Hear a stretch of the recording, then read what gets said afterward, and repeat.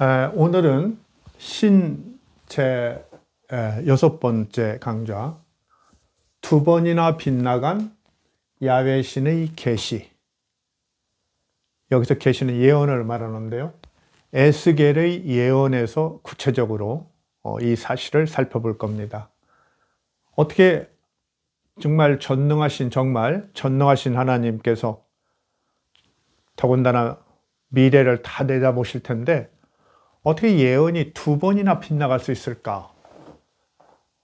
이거 참 큰 호기심을 우리에게 불러일으키고, 어떻게 보면 이제 야훼 신의 어떤 실체를 우리가 이해하는데 매우 중요한 그 어떤 시사점을 주는 거죠.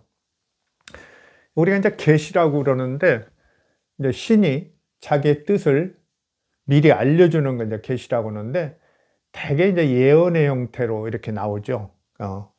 선지자, 예언자들을 통해서 예언의 형태로 나오고, 꼭 선지자가 아니더라도 뭐 성경에 보면 그 사울왕 같은 사람들도 막 하나님의 영이 갑자기 미쳐가지고 이렇게 이르러가지고 예언자들 속에서 같이 예언했고, 뭐 그런 재미있는 이야기가 또 있는데요.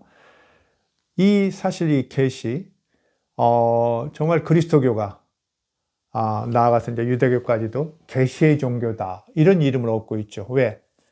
그 여호와 하나님이 유독하게 역사에 직접 참여해서, 지난번 시간에 들었죠. 저희가 역사에 적극 참여해가지고 막 역사를 온통 다 주관하고 해결하려고 하고 막 그러죠.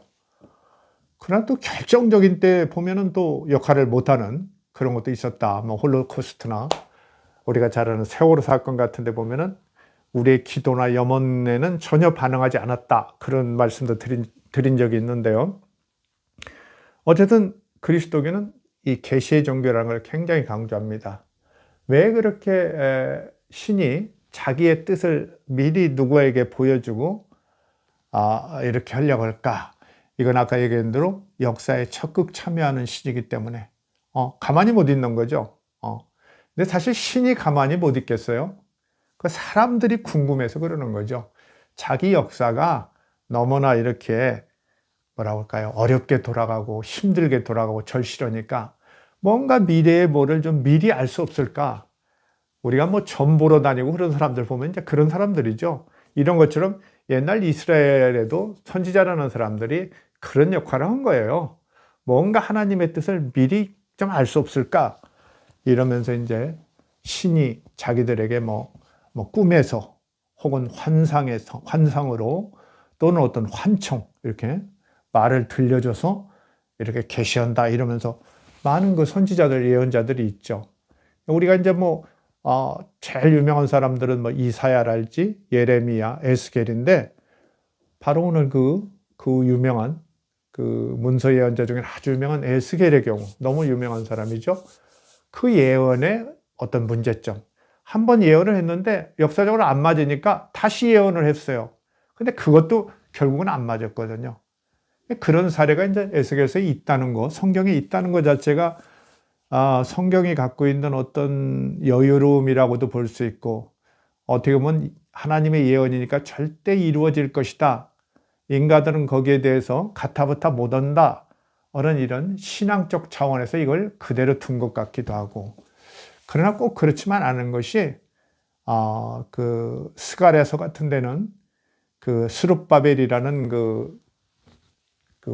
페르시아에서 돌아온 유대인 총독이 아마 감람나무로서, 메시아로서 결국 그 유대인들의 재건하는 나라의 왕이 될 것이라는 예언을 앞에서 아주 강하게 했는데, 나중에는 이제 그 사람이 존재가 그냥 어떻게 사라져 버렸어요.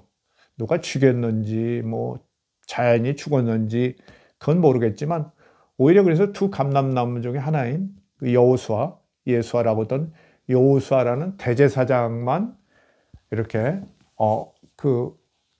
금관을 쓰고 마치 메시아처럼 이렇게 등장하는 그런 걸로 이렇게 나오는데, 이와 같이 이제 예언이라는 것이 우리가 생각하는 것처럼 그렇게 대단히 엄정하고 막 그런 건 아니었다, 이런 분위기를 성경을 보면 읽을 수 있어요.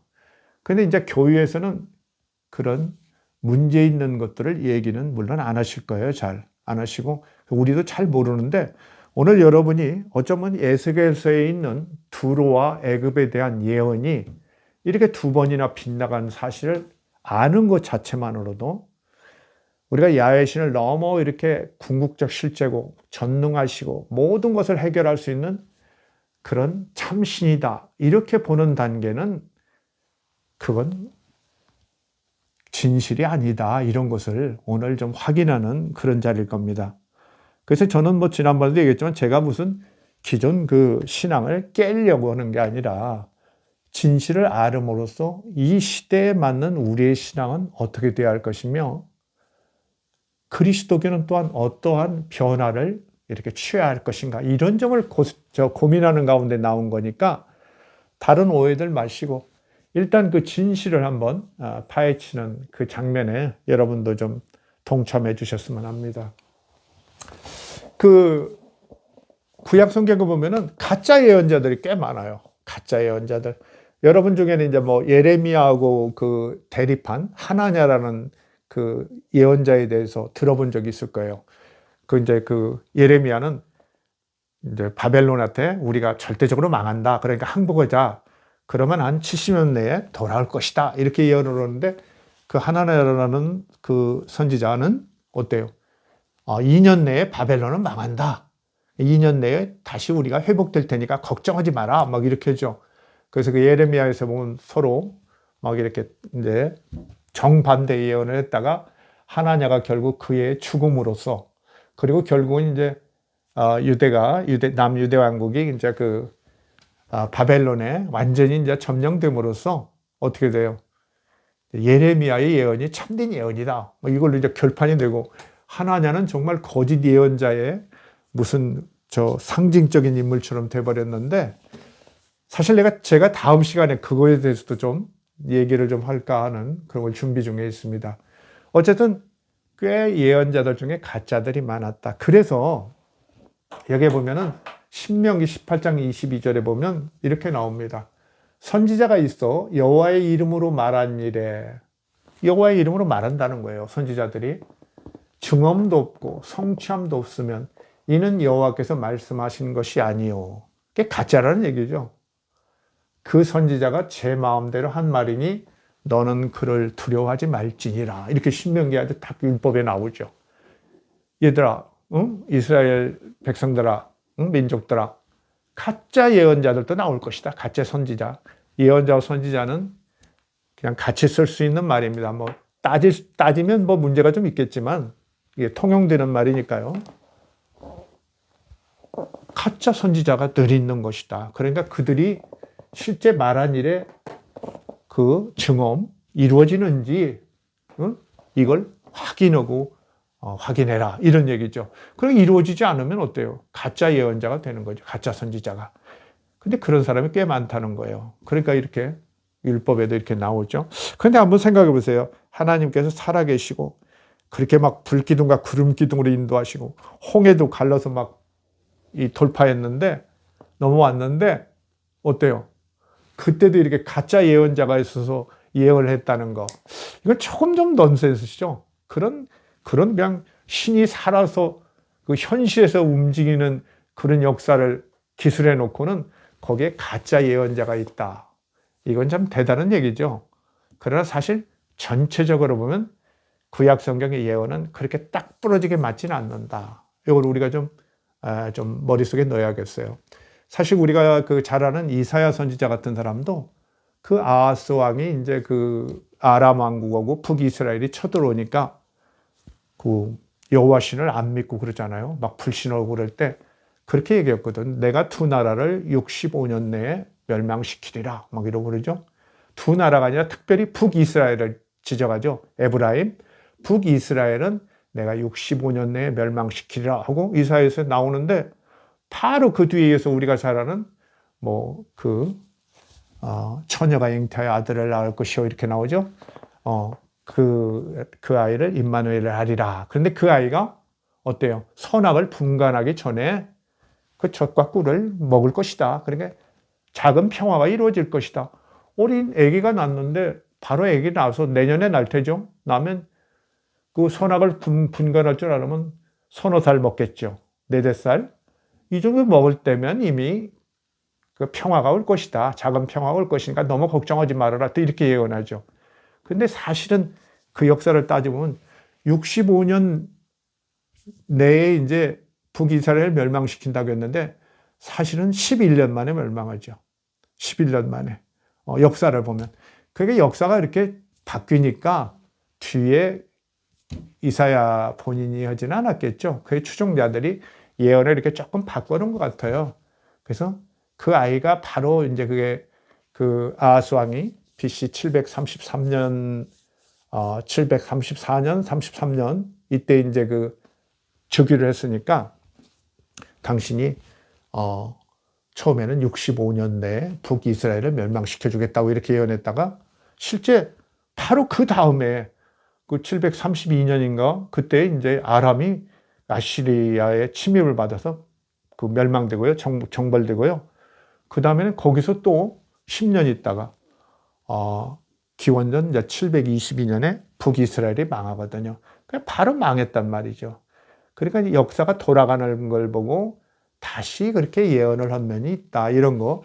근데 다행히 65년 이내라고 했으니까 틀린 건 아니지 않습니까? 이렇게 하면 할 말 없죠.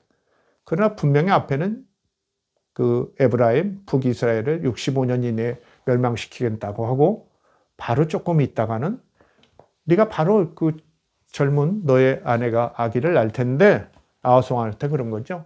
그 아이가 선악을 분간하기 전에 4살 먹기 전에 평화가 올 것이다. 걱정을 말아라. 이렇게 예언을 한단 말이죠. 아무래도 조금은 이제 좀 수정을 한 거다. 이렇게 보이는데 그건 이제 오늘 제가 보려고 하는 거에 비하면 그건 아무것도 아니니까 그건 넘어갈 수 있어요. 너그럽게 넘어갈 수 있는데 이렇게 거짓 선지자들이 있고 성취되지 않은 예언들이 꽤 있다. 그래서 제가 이제 여기다 성취되지 않은 구약 성경의 주요 예언, 계시 이렇게 써놨습니다. 우리가 꽤 유명한 사람들, 그 우선은 훌다라는 여선지자를 여러분이 아실지 모르겠어요. 요시야 왕이 이 종교 개혁을 한 사람이죠. 그야말로 야훼 유일신 신앙을 이스라엘 그 유대 그 국내적으로는 완전히 확립한 유일신 신앙을 정립시킨 그런 왕이에요. BC 622년에 유일신 신앙을 완전히 선포하고, 그렇죠? 예루살렘 성전에서 하나님과 또 계약도 다시 갱신하고 막 이런 거 하죠. 그때 이제 그 신명기, 원신명기를 책을 발견해 가지고 그거 그대로 하나님과 계약을 해서 새로운 그 이스라엘을 만들겠다 이렇게 출발했다고 그랬어요.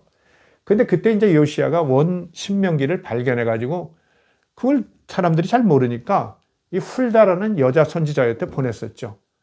이거 어떻게 된 겁니까? 보내니까 그 여자 선지자가 이렇게 설명을 하면서 막 그 하나님께서 정말 남유다 왕국도 멸망시키려고 했는데 너희들이 이렇게 하니까 내 명령대로 그 신명기 그 명령대로 하려고 하니까 다행이다 이러면서 그 예언 중에 이렇게 나와요. 열왕기 하입니다. 왕하는 열왕기하 22장 20절 여러분이 보시면 아는데 거기에 요시야 왕에 대해서 그렇게 예언을 해요.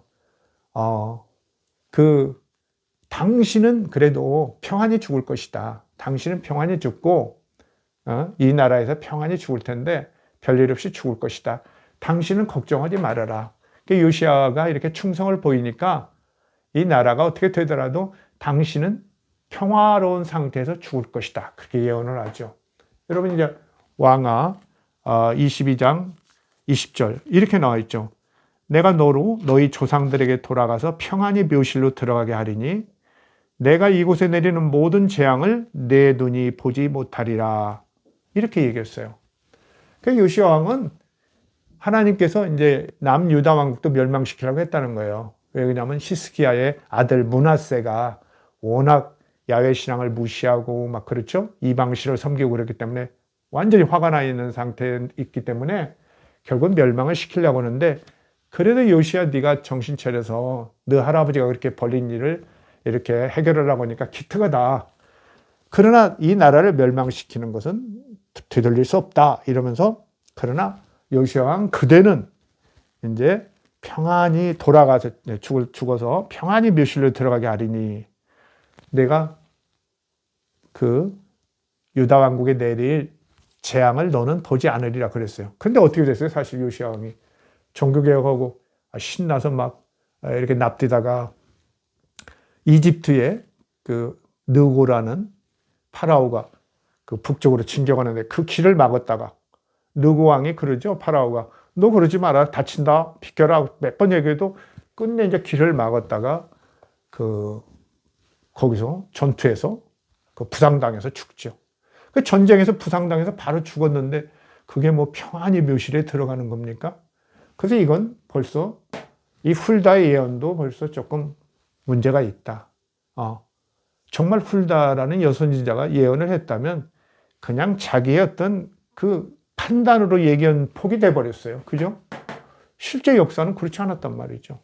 전쟁터에서 나갔다가 그 무기에서 맞아 죽었는데 부상 당해서 돌아와서 바로 죽었는데 어떻게 그게 평안하게 묘실로 들어갔다고 하겠어요. 재앙을 보지 않겠다고. 억지로 해석하면 할 만한 점은 있습니다만 일단 그래요. 그 다음에 이제 오늘 제가 할 게 에스겔이 느부갓네살 왕이 이제 두로와 애굽을 정복할 것이라는 예언을 했는데 이건 이제 밑에 구체적으로 볼 겁니다. 이건 두로에 대해서 굉장히 이제 에스겔이 하나님의 여호와의 말씀이 임했다고 그러면서 두로에 대해 굉장히 뭐라고 할까요? 정말 복수의 그런 예언을 합니다. 왜 그러냐면 그 이스라엘이 그 유대죠. 그때는 유대 왕국이죠. 남유대 왕국이 망할 때 BC 587년 586년입니다. 그때 망할 때 두로는 안 망했거든요. 그 두로가 바로 그 위에 왼쪽 지중해 쪽에 위쪽에 있죠. 페니키아인들의 그 상업도시죠. 무역항 두로 시돈 그런 데가. 그 두로가 이제 안 망하니까 아마 좋아했던 것 같아요.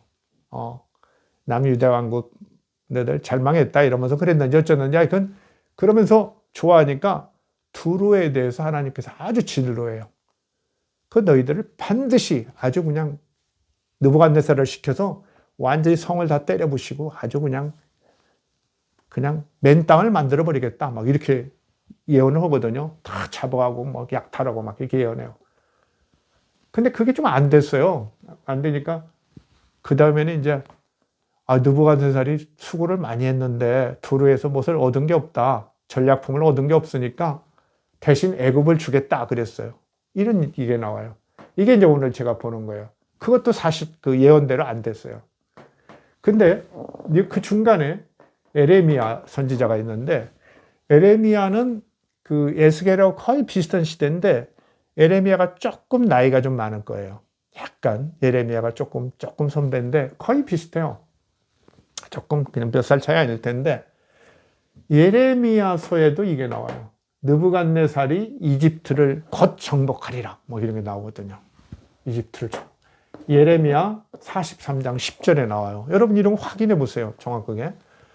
예레미야 43장 10절. 정말 너를 시켜서 이렇게 돼 있죠. 그가 애굽 땅을 치고 예레미야 43장 10절, 11절에요. 지금 10절부터 시작돼 가지고 내가 바벨론 느부갓네살 왕을 시켜서 이렇게 정복을 하는데 그가 애굽 땅을 치고 죽일 자는 죽이고 사로잡을 자는 사로잡고 칼로 칠 자는 칼로 칠 것이라. 내가 애굽 신들의 신당들을 불지르라고 느부갓네살에게 명령했는데 그가 다 수행하리라. 이게 에레미야 43장 10절에서 13절까지 나와요. 그래서 다 정복해서 막 애굽의 신당도 다 때려부시고 막 약탈할 것을 예레미야도 예언을 해요. 그 나중에 이제 제가 얘기할게요. 에스겔로 같이. 근데 결과적으로는 안 됐어요. 둘 다 안 됐단 말이죠. 그 다음에 우리가 중요한 것 중에 하나가 아까 언뜻 얘기했는데 학개서와 스가랴서에 보면은 스룹바벨이라고 그 남유다 왕국의 그 마지막 왕들 중에 여호야김 왕의 손자예요. 스룹바벨. 제가 옛날에 그 예수 그리스도의 족보에 대해서 강의한 적이 있죠. 그 족보에 나오는 스룹바벨이에요. 메시아로 기대된. 그러나 학개서나 이제 스가랴서에 보면 스룹바벨이 메시아로서 왕이 되리라는 예언을 거의 구체적으로 해요. 학개서 2장 23절, 스가랴서 4장 3절에. 근데 아까 언뜻 얘기했죠, 제가? 스룹바벨이 그렇게 많은 사람이 기대죠. 왜 생각해 보세요. 왕의 후손이고, 그렇죠? 왕의 직계 후손이고, 왕손이란 말이죠. 왕의 손자죠. 왕손이고, 그 다음에 그 고레스 왕에게 신임을 얻어가지고 어때요? 일종의 총독으로 행정관으로 왔단 말이죠. 그래가지고 이제 예루살렘 성전을 이제 건축했잖아요. 여호수아라는 대제사장과 같이 건축했으니까 사람들이 이제 스룹바벨이 우리 새로 재건 독립할 그 유다 왕국의 왕이 되겠구나 다 기대했던 거예요. 그래서 그냥 학개와 스가랴가 아주 그냥 김칫국물을 아주 마십니다. 여러분이 보면 놀래요. 뭐 두 감람나무가 있고 어쩌고 그러면서 스룹바벨아 내 앞에 이렇게 높은 산 따위는 다 평지가 되리라 이러는 거예요. 그래서 스룹바벨이 그냥 모든 것을 다 돌파하고 아주 대단한 왕이 될 걸 기대하거든요. 이게 이제 여기 스가랴서 4장 3절 이런 데 나와요. 학개 2장 23절 이런 데도 나오고요. 그래서 잔뜩 기대하고 예언을 했는데 실제 스룹바벨의 존재가 사라져요. 죽었는지 살해됐는지 하여튼 뭐 소환됐는지 모르겠는데 없어져 버려요. 그래서 이제 여호수아라는 대제사장 하나만 남아서 이제 성전 체제, 이제 식민지 그냥 식민지 하나의 주예요. 속주 하나의 주고 거기에서 이제 대제사장이 페르시아의 총독의 지시를 받아서 행정을 대행하죠. 대행하는 아주 조그마한 속주예요. 이런 상태로 이제 변해버리고 말았죠. 그래서 이거 얘도 많이 있겠지만 이렇게 한 4가지는 두드러진다. 근데 오늘 제가 이제 2번이나 빗나간 이건 좀 특별하잖아요. 그냥 한번 대충 얘기한 것들이 안 맞았다. 근데 교수님 아까 가짜 예언이 있다고 하지 않았습니까? 그건 하나님 책임이 아니지 않습니까? 그런데 하나님 책임이 아니라고 하기에는 훌다라는 여자 선지자, 에레미야라는 또 선지자, 예언자, 에스겔, 학개, 스가랴 아주 정통 예언자들이죠. 성경에도 있잖아요. 예레미야서 얼마나 많아요 분량이. 50몇 장이죠. 에스겔 48장인가요? 성경이.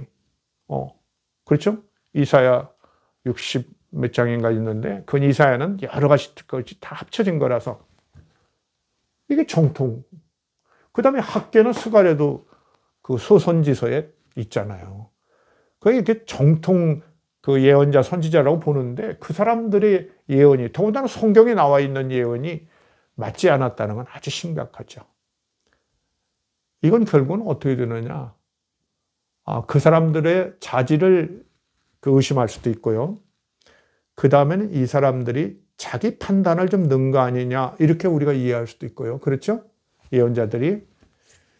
그 다음에는 이제 궁극적인 우리가 존재를 의심하게 되죠.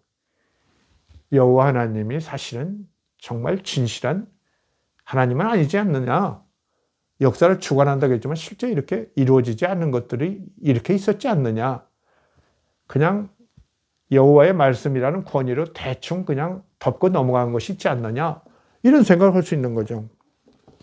근데 여러분들 중에 많은 분들이 모르는 게 하나 있을 거예요.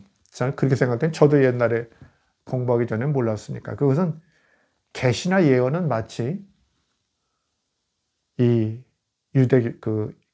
야훼 신앙, 여호와 신앙이나 그리스도교에만 있는 것처럼 생각하는 경우가 혹시 있지 않겠습니까?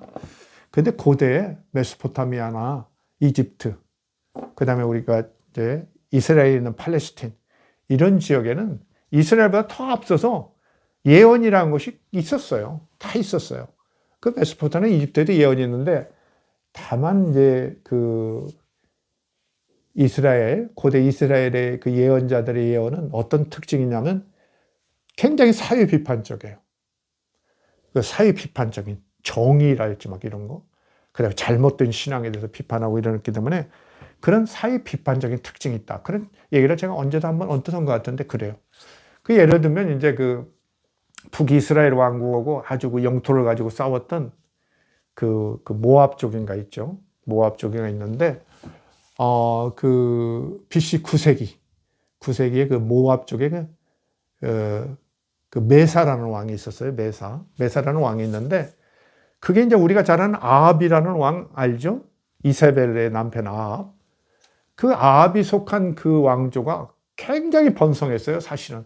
성경에서는 아주 그냥 나쁜 사람의 대명사처럼 아합 왕을 쓰고 그러는데, 그냥 그때 굉장히 번성했다고. 이스라엘 역사에서 제일 번성했다고까지 말씀하시는 분들도 있는데, 그렇게 번성했어요.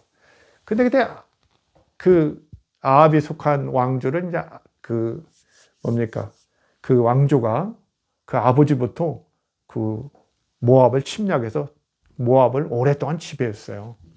근데 이제 모압 왕이 이제 메사라는 사람이 기원전 9세기 중엽에 한 850년경이에요, BC. 그때 이제 반격을 시도해요, 메사가.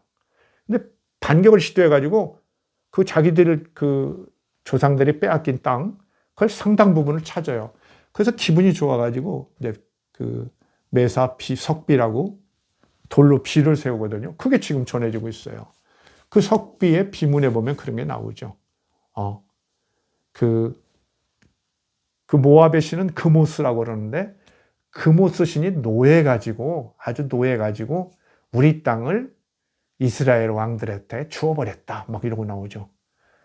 그러다가 이제 자기가 그냥 신당을 잘 만들고 이렇게 신전을 잘 만들고 그모스를 잘 섬겼더니 신께서 자기들 그 민족신이 막 그 예언의 말씀을 내렸다는 거예요. 그래서 어느 땅을 공격해라 막 이러고 어느 땅으로 뭐 출격해라 이렇게 말씀을 하셔서 자기가 군사를 이끌고 출격해서 그 땅을 회복했다. 너무 막 고맙다 막 이러면서 기쁘다 이러면서 메사 석비라는 걸 쓰거든요. 이런 거 보면은 고대의 그런 어떤 그 신의 지시, 역사적으로 신이 참여하고 이러는 것은 그 고대 그 근동 사회의 그런, 요새로 말하면 중동이죠. 옛날에 이제 유럽인들이 거기를 이제 니어 이스트라고 그래가지고 근동이라고 했어요. 연구를 많이 했죠, 처음에. 그래서 이제 고대 근동이라고 많이 얘기하고, 이제 지금은 그냥 일반적으로 중동이라고 하는데, 하여튼 고대 근동 지역에는 이렇게 역사의 신, 역사에 직접 참여하는 신이라는 개념이 꽤 널리 있었고, 그들이 예언을 이용해서 이렇게 말씀을 내리는 그런 게 많이 있다는 거 우리가 알고요. 그런 중에 이스라엘의 예언인 거예요. 그래서 너무 이제 예언은 이스라엘 야훼 하나님한테만 있었다 이렇게 아시면 안 된다는 겁니다. 자, 이제 구체적으로 에스겔의 빗나간 예언을 보면서 우리가 더 좀 심도 있게 생각해 보겠습니다. 에스겔서 26장부터 27장, 28장까지요. 무려 3장에 걸쳐서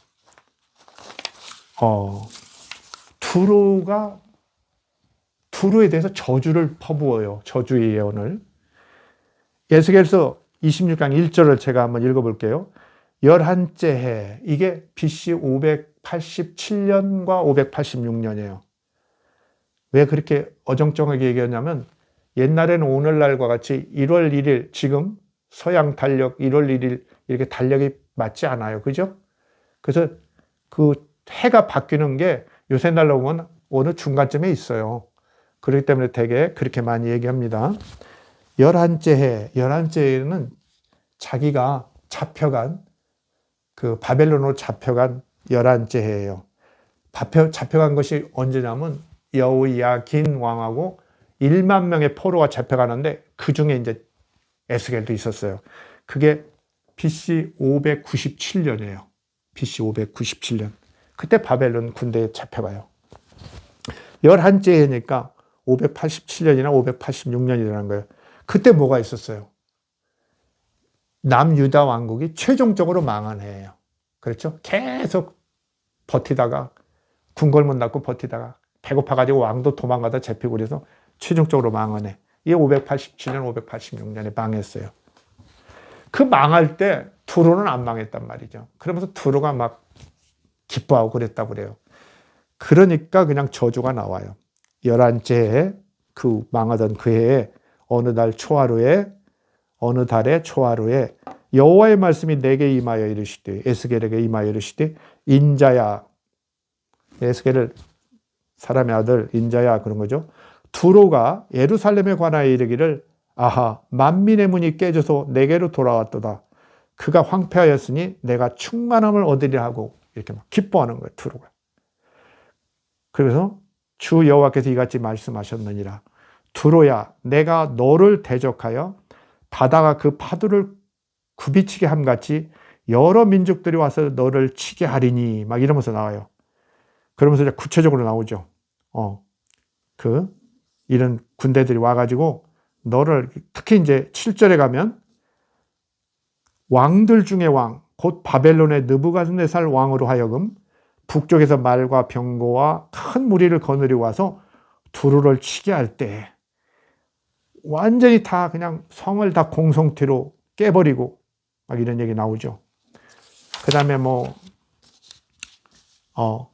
완전히 망하고 내 백성들을 다 죽일 것이며 이게 막 계속 나와요. 그 두루의 재물을 다 빼앗을 것이며 무역한 것을 노력할 것이며 내 성을 헐어버리리라 막 이러고 나오죠. 그러면서 이제 26장 14절에는 너를 맨 바위가 되게 한즉 아무것도 없어가지고 마른 바위가 나온다는 거죠. 맨 바위가 되게 한즉 내가 금을 말리는 곳이 되고 다시는 건축되지 못하리니 나 여호와가 말하였습니다. 주 여호와의 말씀입니다. 여기 나와 있죠. 너를 맨 바위가 되게 한즉 내가 금을 말리는 곳이 되고 다시 건축되지 못하리니 나 여호와가 말하였습니다. 주 여호와의 말씀입니다. 에스겔이 지금 자기 그 조국이 마지막 최후로 완전히 망해버리니까 화가 잔뜩 나는 것 같아요. 그래서 이제 그때 두루는 안 망하고 이렇게 좋아하고 그랬다 보니까 두루에 대해서 예언을 이렇게 퍼부었어요. 근데 중요한 건 아까 그랬죠. 나 여호와가 말하였습니다. 주 여호와의 말씀입니다. 이렇게 에스겔 선지자가 여호와의 말씀이 임해서 했다는 거 확실히 밝히잖아요. 언제? 11째 해 580주년 586년에 두루가 완전 망할 것을 예언했어요. 그게 예언했는데 세상에 대충 감을 잡았는지 어쩐지 모르지만 공교롭게도 정말 공교롭다고 해야겠죠. 어느 정도 그걸 예상을 한 거예요. 사실은 그죠? 멀쩡한 사람이 예상하죠. 우리가 세계 경제 같은 걸 어느 정도 예상하잖아요. 예상해요. 요새 한국이 조금 잘 나가니까 세계 경제적 전문가라는 사람들이 한국에 대해서 좋은 얘기 많이 하죠. 일본은 조금 경제가 앞으로 어려울 것이다. 이런 예측 같은 거 하듯이 약간 그런 거라고 생각해도 틀리지 않을 것 같아요. 자, 587년, 586년 이런 두루가 망할 것을 예언했는데 BC 585년 그 다음에 느부갓네살이 군대를 출동시켜가지고 두로성을 포위해요. 근데 항복을 안 해요, 얘들이. 두로가. 몇 년간? 지긋지긋해요. 13년간. 그래서 BC 585년에서 572년까지 13년간 두루를 포위했는데 항복을 안 해요. 계속 안에 뭘 많이 준비해놓고 버텨요. 워낙 성을 잘 쌓고. 끝내 그걸 점령을 못해요.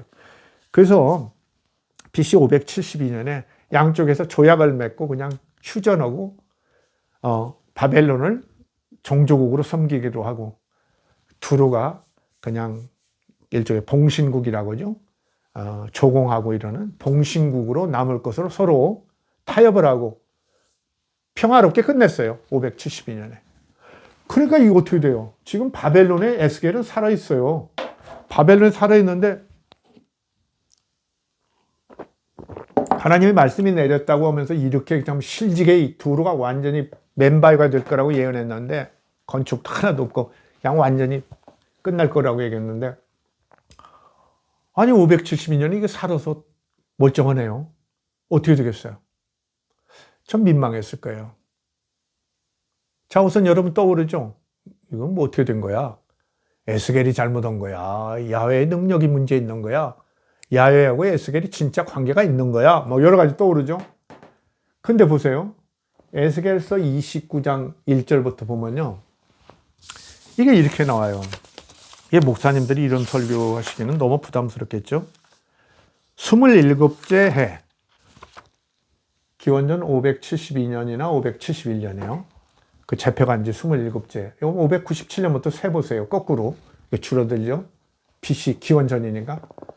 27째 해. 첫째 달, 정월이요. 초하루에 여호와의 말씀이 내게 임하여 이르시되. 이렇게 나가요. 이렇게. 쭉 나와요. 18절에 보면 인자야 바벨론의 느부갓네살 왕이 두루를 치게 할 때에 크게 수고하였으나 앞서서 느부갓네살이 내가 명령해서 두루를 치는데 수고를 크게 했지만 실속이 없었죠. 그 약탈을 못했으니까 점령 약탈을 못했어. 그의 군대가 수고한 대가를 두루에서 얻지 못하였느니라. 아주 이렇게 그냥 천연덕스럽게 이렇게 예언이 나옵니다. 지금. 그러므로 주 여호와께서 이같이 말씀하셨느니라. 내가 애굽 땅을 느부갓네살 왕에게 넘기리니. 자, 두루에서 이렇게 두루로 느부갓네살을 내가 복수하라고 보냈는데 못했으니까 참 대가를 못 받았으니까 좀 안 됐다. 그래서 내가 대신 애굽 땅을 느부갓네살에게 넘기리니 이렇게 나와요. 여러분 이렇게 구체적인 예언이 있었다는 건 모르셨죠? 저도 성경을 그렇게 읽었지만은 그냥 대충 넘어갔어요. 이상하다고만 생각하고 안 망했는데 어떻게 이렇게 됐을까 하고. 근데 이렇게 두 가지가 지금 수정 예언이 나온 거예요. 지금 수정 예언. 두 번째 예언이. 느부갓네살에게 넘기리니 그가 그 무리를 잡아가며 물건을 노략하며 빼앗아갈 것이 이집트, 애굽이죠. 이것이 그 군대의 보상이 되리라. 그러니까 전에 두루에서 그 전략물, 노획물을 못 얻었는데 이게 애굽을 가면 이제 보상이 되리라. 그들의 수고는 나를 위하여 함인즉 이 야훼의 신이 느부갓네살을 동원했다고 보는 거예요. 왜? 예레미야나 에스겔 이런 사람들 올라가면 이사야까지도 이스라엘 자체, 남유다에 대한 자체에 대한 징벌도 하나님께서 징벌하는 거예요. 그래서 아수르나 바벨론이나 이런 것은 하나님께서 그들을 끌어들여서 부려서 이렇게 한다는 거예요. 그렇게 믿는 분 많죠. 그러나 진짜 그런 거냐? 당연히 지금은 의심할 수 있죠. 상황을 보세요. 느부갓네살 넘기니 그가 이렇게 군대의 보상이 되리라. 그들의 수고는 나를 위하여 함인즉 그 대가를 내가 애굽 땅을 그에게 주었느니라. 주 여호와의 말씀이니라. 주 여호와의 말씀이니라 안 했으면 좋겠는데 이렇게 또 얘기했어요. 근데 아까 제가 얘기했죠. 예레미야 43장 10절에도 예레미야까지 그렇게 예언했다. 왜 그랬을까? 그때 워낙 그야말로 그 바벨론 느부갓네살의 군대가 워낙 강성했어요. 막 신흥 제국이라서. 아수르 이미 멸망시켰죠. 이집트하고 붙는데 이집트도 시간 문제다 이렇게 한 거예요. 그런 어떤 지성적 판단을 했다고 봐도 큰 무리가 없어요. 그러니까 둘이 이렇게 나왔어요. 왜 당신이 그렇게 얘기하냐 하는데 그 결과를 보면 알아요. 572년 이렇게 예언을 했는데 사실 역사는 어떻게 되냐? 역사는 느부갓네살 왕이요. 바로 그해 그 572년에서 4년이 지난 데네요. 568년, 567년. 그러니까 4년 후에 이집트를 침략을 해요. 원래 그 초기에 이 예언 전에 한번 침략이 있었는데 그때도 그냥 실패했어요. 그 다음에 이제 두 번째, 이 지금 에스겔의 두 번째 예언, 수정 예언이 나온 뒤에 예레미야의 예언이 나온 뒤에 한 4년 후에 568년, 567년에 애굽 땅을 실제 침략을 해요. 느부갓네살 군대가. 근데 실패했어요. 이집트 만만치 않았어요. 그러니까 이집트가 방어를 해냈어요. 싸우다가 그냥 두 군데가 안 되니까 그냥 각각 돌아갔어요. 그 실제 이집트를 정보를 못했어요. 더 올라가면 아수르도 아시리아도 이집트를 정복한 적이 없어요. 그 다음에 바벨론도 지금 정복을 시도했는데 못했어요. 결국 누가 합니까? 그 다음인데 페르시아 왕들은 이집트를 정복하죠. 그런데 바벨론까지는 못했단 말이죠. 신바벨로니아죠. 느부갓네살 못했어요. 실패하고 중도에 그냥 중지해버렸어요. 그러니까 어떻게 돼요? 근데 문제는 느부갓네살 왕이 BC 562년에 사망했어요.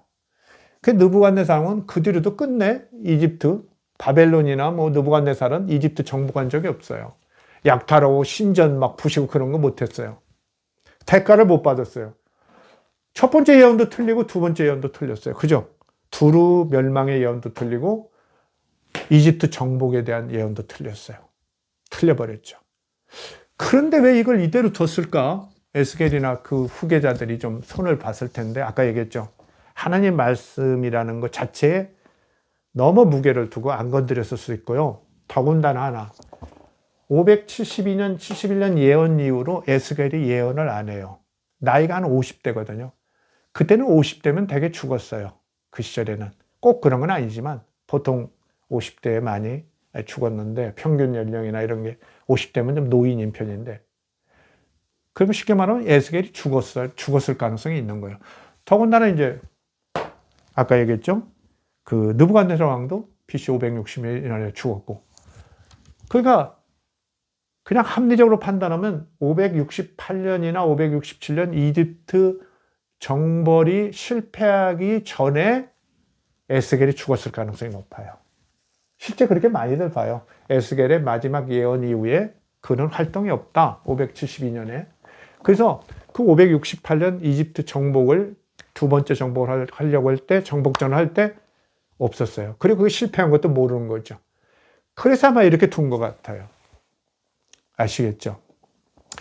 여러분 여기서 무엇을 알 수 있습니까? 에스겔 같은 대예언자도, 예레미야 같은 정말 대예언자도 결국은 이들이 하나님의 어떤 영감을 받았다는 것이 뭐 꿈으로도 받고 뭐 말씀 임에서도 받고 뭐 환청으로도 받고 뭐 여러 얘기하는데, 어쩌면 그들이 골몰하게 생각했을 어떤 문제, 이런 것들에 나름의 해결을 얻었을 때 그걸 하나님의 어떤 계시로 이렇게 보는 면도 있었다는 걸 우리가 좀 알 수 있어요. 그리고 이제 그 이스라엘 예언의 그 중요한 특징인데, 계시에 예언자들의 계시에 이렇게 아주 지성적인 판단이 되게 깔려요. 지성적인 판단이에요. 지성적인 판단이에요. 그래서 이렇게 우리가 정말 야훼 하나님이 살아있는 실제로 정말 지시했다면 어떻게 돼요? 여기 책임지야잖아요. 아니 에스겔이 책임지야죠. 그럼 우리가 에스겔서를 성경에 인정하지 못하게 해요? 이 사람이 마치 거짓말한 것처럼 여호와의 말씀이라고 계속 얘기했잖아요. 그렇기 때문에 사실 그 당시에 여호와 하나님의 말씀은, 여호와는, 야훼는 그렇게 정말 그야말로 궁극적 실제로서 살아있는 신으로서 정말 역사를 실제로 주관하고 예측하고 그런 신은 아니었다는 걸 우리가 입증할 수 있는 거죠. 제가 여태까지 하는 얘기죠. 이건 이스라엘이 자기들의 어떤 약자로서의 그런 한계 때문에 절대적 신을 이렇게 설정하고 그 신에 자꾸 모든 사람들이 매달려가면서 정말 어떻게 보면 전능한 신을 정말 발견하고 만들어가는 그런 과정 중에 이런 현상이 나타난다. 그 실제 정말 완전하지 못한, 성숙하지 못한 어떤 신의 모습 같은 게 이렇게 드러나는 것이다. 근데 참 다행인 건 이걸 그냥 성경에 전했다는 건 좀 다행이죠. 그만큼 이 사람들이 어떻게 보면은 하나님의 말씀이라는 것 자체에 무게를 뒀고, 끝내 이제 하박국 같은데 그런 게 나오죠. 하박국 2장 하박국에 보면 이제 그런 예언이 잠깐요 있는 걸로 제가 알고 있는데, 하박국 2장 3절 이 묵시는 정한 때가 있나니 비록 더딜지라도 기다리라. 지체되지 않고 반드시 응하리라. 그 묵시가 더디게 될지라도 끝내 될 것이라는 믿음, 이런 그런 것들이 있었던 거죠.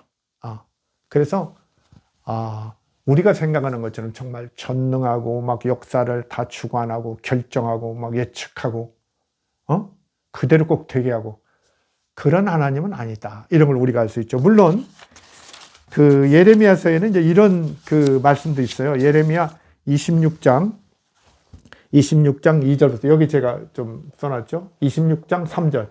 예레미야 26장 3절에 보면 그들이 나의 말을 듣고 악한 길에서 돌아서면 재앙 내리려는 뜻을 돌이키리라. 그러니까 원래 두로나 이집트에도 재앙을 내리라고 했지만 얘들이 그 나라들이 돌이켰다면 재앙 내리려는 뜻을 돌이키리라. 그런데 유감스럽게도 두로나 애굽이 자기들이 잘못했다고 하면서 그 회개하고 여호와 하나님께 막 회개하고 빌고 그런 사실이 없어요. 그런 사실이 없었어요. 그렇기 때문에 이것도 여기에 해당되지 않아요. 아까 하박국 2장 3절은 여기 써놨네요. 이 묵시는 정한 때가 있나니 비록 더딜지라도 기다리라. 반드시 응하리라. 이렇게 참고 기다리는 거죠. 사실 이게 신앙하는 사람의 모습이에요. 자세예요. 이스라엘이 그렇게 약자지만은 끝내 신앙을 지켜내고 자기 민족을 그나마 이제 이렇게 이산 가운데도 막 헤어진 가운데도 민족의 정체성을 지킨 것은 이런 것들이 이제 역할을 한 거죠. 그러나 우리가 지금 야훼 신을 이렇게 분석적으로 역사학적으로 볼 때는 이 두 번이나 빗나간 예언은 쉽게 얘기하면 신의 한계이기도 하고 야훼 신의 한계이기도 하고 동시에 이제 예언자들의 물론 한계이기도 하겠죠. 그래서 우리가 너무나 고대 이스라엘의 그런 야훼 신, 여호와 신이 초기부터 전능한 신이고 완벽한 신이고 이렇다는 이런 신앙, 이것은 이제 좀 우리가 조금 해소해야겠다.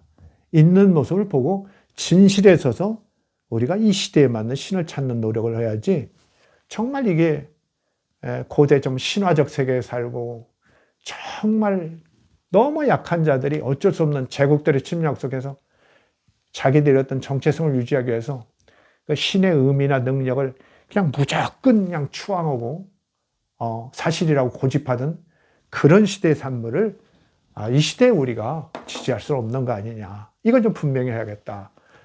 이런 생각을 합니다. 그래서 이것은 제가 야훼 신앙을 공격하는 그런 의미가 아니라 야훼 신앙이라는 것도 역사적인 종교적인 신앙으로서 그 성립의 역사, 그 다음에 성장의 역사, 그 다음에 쇠퇴의 역사 이런 것들이 당연히 있을 수 있다.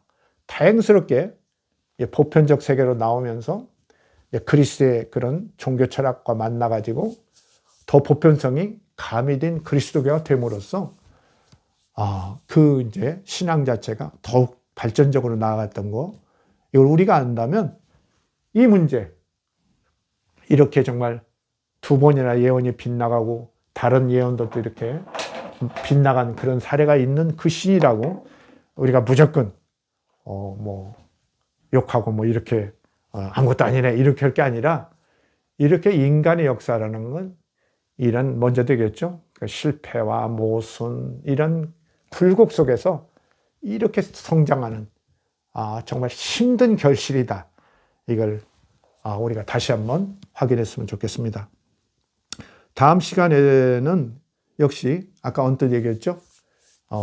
참 예언자의 대명사인 예레미야와 거짓 예언자의 정말 대표라고 보이는 하나냐, 그것을 그 두 사람의 예언이 왜 이렇게 대립됐는가, 두 사람은 어떻게 해서 그렇게 대립적인 예언을 하고 대결했는가, 정말 야훼 신은 그 뒤에서 어떻게 연관성을 갖는가, 이런 아주 아마 전에 어떤 제가 그동안 읽어보지 못한 제가 스스로 이제 좀 여러 책을 보고 이러면서 탐구한 그런 내용을 좀 말씀드리겠습니다. 그거까지 보면은 이제 여러분이 이런 고대 이스라엘 예언에 대해서 어느 정도 정리된 이런 견해를 가질 수 있게 되리라 생각합니다. 감사합니다.